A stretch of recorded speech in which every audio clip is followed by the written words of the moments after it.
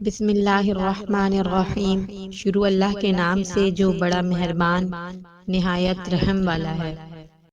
سیدنا معاذ بن جبل رضی اللہ تعالی عنہ سے مروی ہے کہ انہوں نے جب رسول اللہ صلی اللہ علیہ وسلم سے افضل ایمان کے بارے میں سوال کیا تو آپ صلی اللہ علیہ وسلم نے فرمایا، وہ یہ ہے کہ تو اللہ تعالیٰ کے لیے محبت کرے اور اللہ تعالیٰ کے لیے بغض رکھے اور اپنی زبان کو اللہ کے ذکر میں مصروف رکھے۔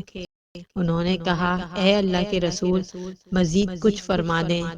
آپ صلی اللہ علیہ وسلم نے فرمایا، اور تو لوگوں کے لیے وہی چیز پسند کرے جو اپنے لیے پسند کرے، اور ان کے لیے اس چیز کو ناپسند کر جس کو اپنے لیے ناپسند کرتا ہے۔